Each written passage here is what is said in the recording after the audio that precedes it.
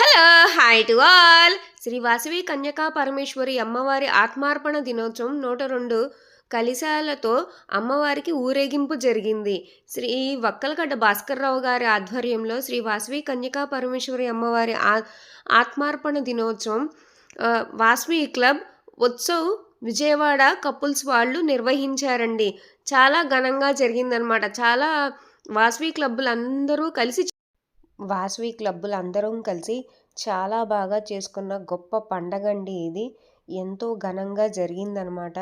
వాసవి కన్యకా పరమేశ్వరి అమ్మవారికి ఆత్మార్పణ దినోత్సవం ఊరేగింపు అనమాట ఇది. 102 కలశాలతో వాసవి కన్యకా పరమేశ్వరి అమ్మవారికి జరిగిన ఊరేగింపు అనమాట ఇది. అమ్మవారికి ఉత్సవ విగ్రహ పూజా కార్యక్రమాలు మరియు ఉత్సవ విగ్రహ ఊరేగింపు ఘనంగా జరిగినాయండి. అమ్మవారికి 102 గోత్రాల వాసవి కన్యలకు పవిత్ర కృష్ణానది నుండి దేవాలయం వరకు కలశములతో అమ్మవారికి ఊరేగింపు జరిగిందండి. జై వాసవి, జై జై వాసవి, జై వాసవి, జై జై వాసవి, వాసవి మాతకు జై. జై వాసవి, జై జై వాసవి, జై వాసవి, జై జై వాసవి. 2024న అంటే ఈ సంవత్సరం గ్రంథి రాజరాజేశ్వరి గారు అంటే డిస్ట్రిక్ట్ ప్రోగ్రామ్ ఆఫీసర్గా శ్రీ వాసవి కన్యకా పరమేశ్వరి అమ్మవారి ఆత్మార్పణ దినోత్సవం రోజు ఉత్తమ సేవలు అందించారు. అయ్యే కాకుండా ఇంకా మనకి కుంకుమ పూజలు మరియు గణపతి హోమము ఇవన్నీ ఉన్నాయండి. సో మీరు వీడియోని అయితే స్కిప్ చేయకుండా చూడండి. మీకు కనుక ఈ వీడియో కనుక నచ్చితే లైక్ చేయండి, షేర్ చేయండి అండ్ సబ్స్క్రైబ్.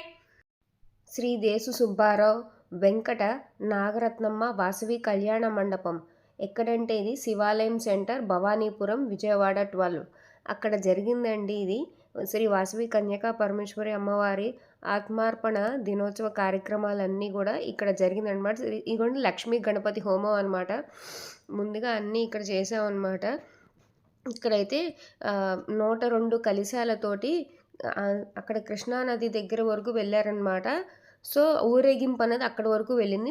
ఇక్కడ వచ్చేసరికి కళ్యాణ మండపంలో అమ్మవారికి కావాల్సిన హోమంలో కావాల్సిన ఉండ్రాళ్ళని కానీ ఇక్కడ ఇంకా మేమైతే కనుక సారికి చేయాల్సిన ప్లేట్లు అంటే పూలు పళ్ళు ఇంకా చాలామంది కొన్ని గాజులని ఇచ్చిన వాళ్ళు ఇచ్చినట్టు ఇస్తారు కదండి, జాకెట్ ముక్కలని, పసుపు కుంకుమని నిత్యం పూజ చేసుకోవడానికి అన్ని అష్టోత్తరాలతో ఉన్న పుస్తకం అండి ఇది. వచ్చేసరికి వనితా విధాత్రి తరపున అహల్య గారు మటుకి తెప్పించారనమాట. అందరికీ ఉపయోగపడాలి.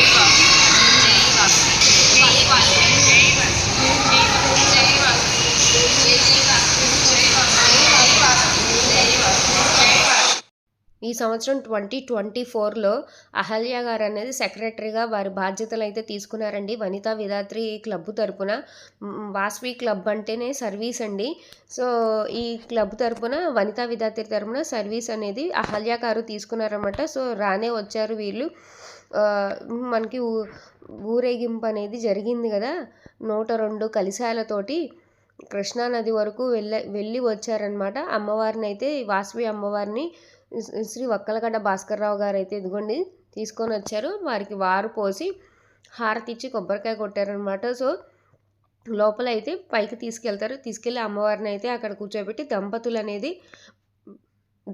అనేది కలిసి పూజలు అయితే చేస్తారండి. అక్కడ కూర్చోవాల్సిన దంపతులు ఆల్రెడీ పేర్లు ఇచ్చారు కదా, వాళ్ళు అయితే వెళ్ళి అక్కడ పూజ అయితే జరిగింది. మీరు చూస్తూ ఉండండి. మధ్యలో నేను మళ్ళీ మీకు వాయిస్ అనేది ఇస్తూ ఉంటాను.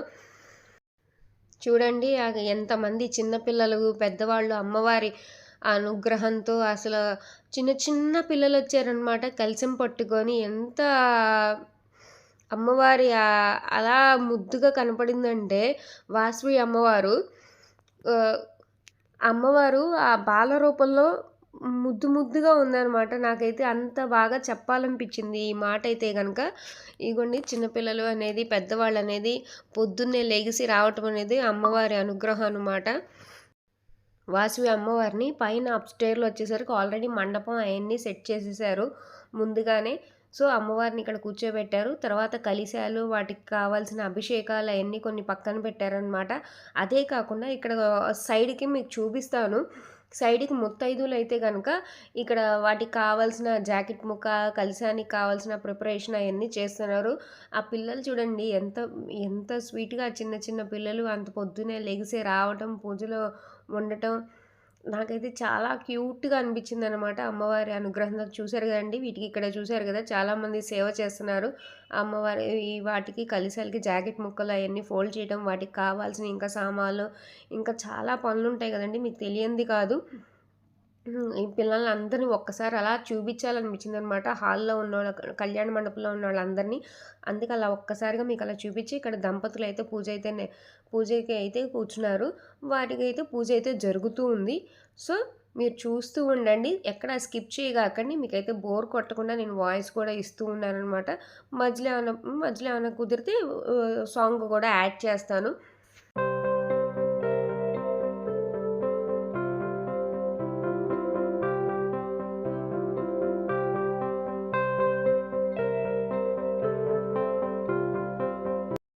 ఆత్మహత్య దినోత్సవం సందర్భంగా విజయవాడ వాస్తు ఆధ్వర్యంలో ఈ యొక్క కార్యక్రమం నిర్వహించడం సంతోషంగా ఉంది. మనందరికీ కూడా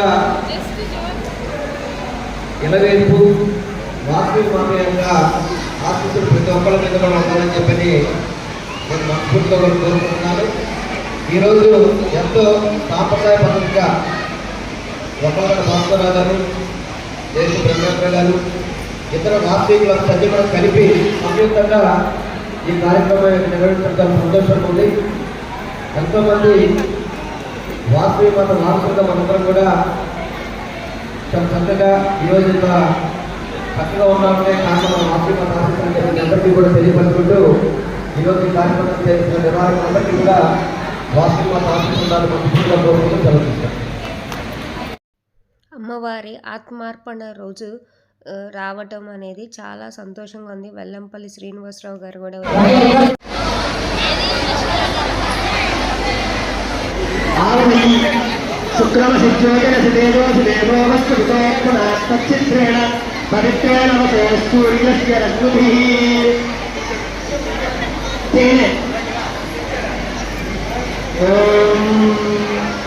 సగోగమేపనాలికదుంబికస్తూరుడాం సమందహసిదేక్షణాం గర్భుజాపదాశాం వశాం అశేషనమోహినీం అరుణమాల్యభూషోజ్వలాం స్వపాకుసుమ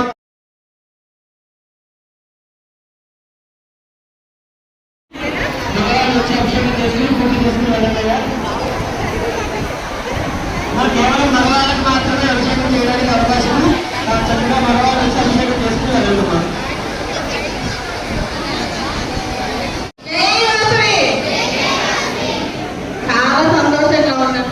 మరి మన వాసనీయులందరూ కూడా పెద్ద మొత్తంలో ఒకే ప్రాంగణంలో ఇంతమంది కార్యక్రమంలో పాల్గొని ఇలాంటి పూజలు నిర్వహించడం చాలా సంతోషంగా ఉంది.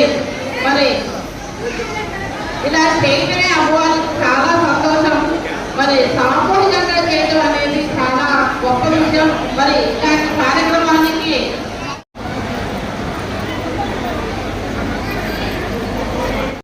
తెలంగాణ ఉంటాయి కాబట్టి అందరు ప్రతి వాళ్ళు జై వాసిని జై జై వాసిని అని పెనుగొండగా అమ్మవారికి వినిపించేటట్టుగా మనం చెప్పాలమ్మా.